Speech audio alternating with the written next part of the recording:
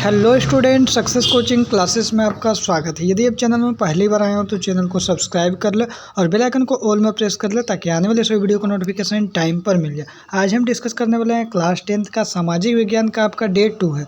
इसमें आपको most important आपको क्वेश्चन करवाने वाला है। यदि आपको टॉपर बनना चाहते हैं तो ये सब क्वेश्चन को आप मिस ना करें, क्योंकि इसमें वेरी इंपॉर्टेंट आपको क्वेश्चन करवाने वाले हैं जो आपको बोर्ड एग्जाम 2024 में जो आपका कब होने वाला है, तो 12 फरवरी का आपका एग्जाम होने वाला है। तो 12 फरवरी तक आपका रेगुलर वीडियो आएगा, ठीक है ना। रेगुलर वीडियो आएगा जो मोस्ट इंपॉर्टेंट आपके लिए ऑब्जेक्टिव क्वेश्चन प्लस सब्जेक्टिव दोनों टाइप का क्वेश्चन आपको आएगा, इसलिए वीडियो में एकदम अंत बने रहे। ये आपका डे 2 है। डे 1 यदि आप वीडियो नहीं देखें तो डे 1 आप देख सकते हैं। देखिए, आज का जो क्वेश्चन है आपका ज्योग्राफी का क्वेश्चन है। ज्योग्राफी का जो क्वेश्चन हमारा सबसे मोस्ट इंपॉर्टेंट क्वेश्चन क्या, निम्न में से किस राज्य में काली मृदा पाई जाती है। काली जो मिट्टी है कौन से राज्य में पाया जाता है, बहुत बार ये क्वेश्चन पूछा गया। तो याद रखिएगा, गुजरात में काली मिट्टी पाया जाता है। कहाँ पे पाया जाता है? गुजरात में। बहुत जरूरी क्वेश्चन था। आगे देखते हैं। दूसरा क्वेश्चन यहाँ पर क्या बोल रहा है, नवीकरण योग्य और अनवीकरण योग्य क्या, एक एक उदाहरण दीजिए। भैया एक एक उदाहरण देकर बताइए नवीकरण योग्य संसाधन क्या है। देखिए, ऐसा संसाधन जिसको हम लोग बार बार प्रयोग कर सकते हैं, कभी भी समाप्त नहीं होगा, समझ रहे ना। तो उसको हम लोग क्या बोलते हैं, नवीकरण योग्य संसाधन बोलते हैं। जैसे जल हो जाएगा, हवा हो जाएगा, समझ रहे ना, सूर्य का हो जाएगा, रोशनी हो जाएगा, तो ये सब क्या हो जाएगा, नवीकरण योग्य संसाधन। और अनवीकरण योग्य संसाधन क्या, ऐसे संसाधन जो एक बार प्रयोग करने से समाप्त हो जाता है और समाप्त होने के बाद उसको बनने में लाखों करोड़ों साल लग जाएगा, जल्दी बनता नहीं है। तो वैसे संसाधन को हम लोग क्या बोलते हैं, अनवीकरण योग्य संसाधन। जैसे आपका खनिज हो जाएगा, कोयला हो जाएगा, पेट्रोल हो जाएगा, ये सब क्या हो जाएगा, आपका अनवीकरण योग्य संसाधन का उदाहरण हो जाएगा। और नवीकरण योग्य संसाधन का हो जाएगा जल हो जाएगा, पवन हो जाएगा, सौर ऊर्जा हो जाएगा, ये सब क्या हो जाएगा, नवीकरण योग्य संसाधन का हो जाएगा। तो एक एक एग्जाम्पल लिख दीजिएगा, बहुत इंपॉर्टेंट है। आगे देखते हैं। ये भी आपको मोस्ट इंपॉर्टेंट क्वेश्चन है, जो पंजाब में भूमि निम्नीकरण का निम्नलिखित में से मुख्य कारण क्या है। क्या कारण ये भूमि का निम्नीकरण हो रहा है? तो देखिए, सबसे गहन खेती, अधिक सिंचाई, वनोन्मूलन या अति पशुचारण। तो याद रखिएगा, इसका जो राइट आंसर हो जाएगा अधिक सिंचाई। यदि ज़्यादा सिंचाई भी यदि कर दिया जा रहा है तो आपको भूमि निम्नीकरण हो जाता है। आगे देखते हैं। नेक्स्ट क्वेश्चन क्या बोल रहा है, वायु के आधार पर। देखिए, वायु के आधार पर जलोढ़ मिट्टी का वर्गीकरण करेंगे। जलोढ़ मिट्टी का दो होता है, एक आपको होता है जो एक होता है ना, जब आपको वायु के आधार पर एक होता है नया वाला और एक होता है आपका क्या, पुराना वाला। पुराना वाला जो होता है मिट्टी, उसको हम लोग क्या बोलते हैं, खादर बोलते हैं। नया वाला को हम लोग क्या बोलते हैं, बांगर बोलते हैं। ठीक है, यहाँ तक क्लियर हो गया। आगे देखिए क्या बोल रहा है, निम्नलिखित में से किस राज्य में सीढ़ीदार बोलिए या तो सोपानी खेती की जाती है। ये भी अब बहुत बार एग्जाम में पूछा गया, मोस्ट रिपीटेड क्वेश्चन। तो याद रखिएगा, आपका उत्तरांचल ऑप्शन नंबर घ बिल्कुल राइट आंसर हो जाएगा। आगे देखते हैं क्या बोल रहा है, पूर्वी तट के नदी डेल्टाओं में किस प्रकार की मिट्टी पाई जाती है। जो पूर्वी जो तट है उसमें नदी डेल्टा है, उसमें किस प्रकार की मिट्टी पाया जाता है। तो याद रखिएगा, जलोढ़ मिट्टी। बहुत बार एग्जाम में ये भी क्वेश्चन पूछा गया। अब देखिए, उत्पत्ति के आधार पर संसाधन का वर्गीकरण करिए। तो याद रखिए, वो उत्पत्ति के आधार पर यदि संसाधन का वर्गीकरण आपको बोलेगा तो आप क्या बोलेगा, दो गो होता है। क्या होता है, एक जैविक होता है और एक अजैविक होता है। जैविक मतलब जिसमें लिविंग हो, जो जिसमें जान हो, वैसे संसाधन को हम लोग क्या बोलते हैं, जैविक संसाधन बोलते हैं। जिसमें जान नहीं हो वैसे संसाधन को हम लोग क्या बोलते हैं, अजैविक संसाधन बोलते हैं। जैसे आपका मनुष्य हो गया, पेड़ पौधा हो गया, इसमें क्या जीवन है तो हमारा जैविक संसाधन हो जाएगा। अजैविक संसाधन क्या हो जाएगा, चेयर हो जाएगा, टेबल हो जाएगा, मोबाइल हो जाएगा, इसमें कोई जान नहीं है तो हमारा अजैविक संसाधन हो जाएगा। आगे देखते हैं, हमारा जो क्वेश्चन क्या बोल रहा है, लौह अयस्क किस प्रकार का संसाधन है। तो जब लौह अयस्क जो किस प्रकार का अनवीकरण हो जाएगा, क्या हो जाएगा, अनवीकरण संसाधन हो जाएगा। ऑप्शन नंबर घ हो जाएगा। आगे देखते हैं क्वेश्चन क्या बोल रहा है, पूर्वी तट के नदी डेल्टाओं में किस प्रकार की मिट्टी पाई जाती है।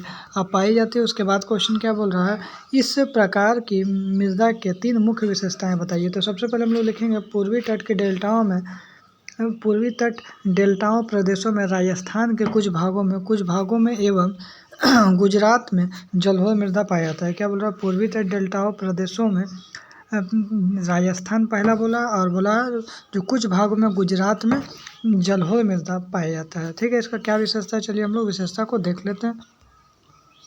सबसे पहले यहाँ पर विशेषता क्या बोल रहा है, चूँकि अधिकतर जलोढ़ जो मृदाएं हैं पोटास, फास्फोरस एवं चूने से निर्मित होती है। ठीक है, किससे मिलकर बनता है, तो पोटास से, फास्फोरस से और चूने से मिलकर बनता है। अतः ये उपजाऊ, अत्यंत उपजाऊ मिट्टी होता है। क्या होता है, सबसे ज़्यादा उपजाऊ मिट्टी जो होता है ना, आपको जलोढ़ मृदा होता है। इस मृदा में रेत हो गया, सिल्ट और मृत्तिका विभिन्न अनुपातों में पाई जाती है। आगे क्या बोल रहा है, जलोढ़ मृदा में गहन कृषि की जाती है। जलोढ़ मृदा में क्या किया जाता है, गहन कृषि, ये इसका विशेषता है। ठीक है, आगे बोल रहे हैं जो पहाड़ी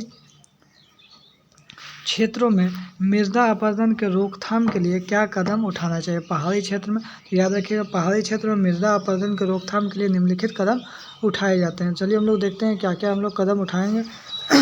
तो सबसे पहले लिखेंगे, ढाल वाली भूमि पर समोच्च रेखाओं के समांतर हल चलाने से ढाल की गति क्या होता है, कम हो जाता है। अतः ऐसे क्षेत्र में समोच्च जुताई की प्राथमिकता दी जाती है। आगे बोल रहा है, ढाल वाली भूमि पर सोपान बनाया जाता है। क्या बनाया जाता है, सोपान बनाया जाता है। आगे क्या बोल रहा है, फसलों के बीच में घास की पट्टियाँ उगाकर भी मृदा अपरदन कम किया जा सकता है, जिसे हम लोग पट्टी कृषि भी हम लोग बोलते हैं। ठीक है, आगे देखिए क्या बोल रहा है, मृदा अपरदन या भू क्षरण को रोकने के 4 उपाय बताइए। एकदम मोस्ट इंपॉर्टेंट क्वेश्चन ये वाला है, तो याद रखिएगा मृदा अपरदन या भू क्षरण को कंट्रोल करने का उपाय क्या है। तो सबसे पहले हम लोग उपाय देखते हैं।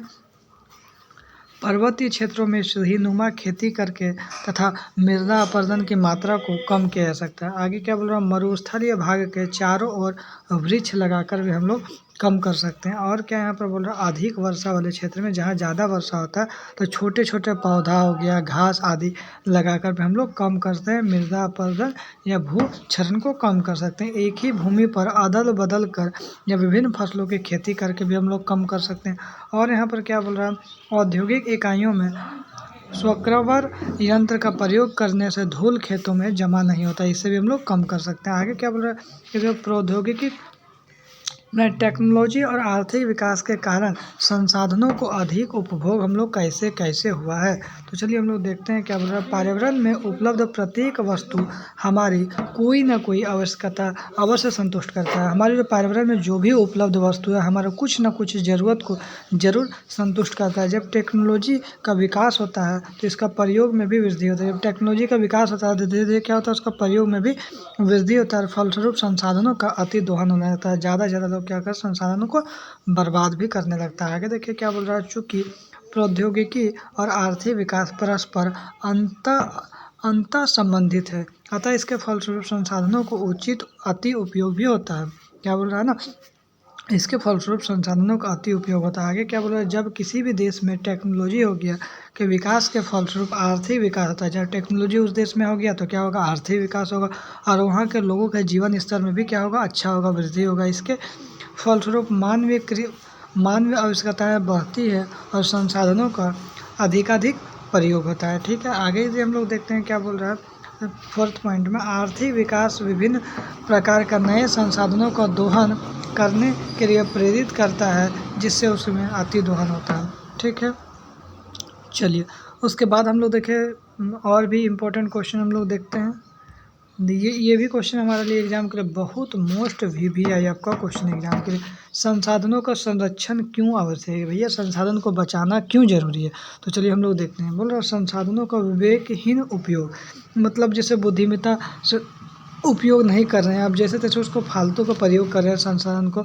विवेकहीन उपयोग और अत्यधिक उपयोग में ज़्यादा से ज़्यादा यदि आप उसका प्रयोग कर रहे हैं, कई सामाजिक हो गया, आर्थिक हो गया, अब पर्यावरणीय समस्याएं पैदा हो जाएगा। यदि अधिकतर ज़्यादा से ज़्यादा फालतू उपयोग करिएगा तो हम लोग का सामाजिक भी, आर्थिक भी और पर्यावरणीय समस्या प्रॉब्लम पैदा हो जाएगा। आगे क्या बोल रहा है, इन समस्याओं से बचने के लिए यदि हम लोग को समस्याओं से बचना है तो क्या होगा, विभिन्न स्तरों पर संसाधनों का संरक्षण करना होगा।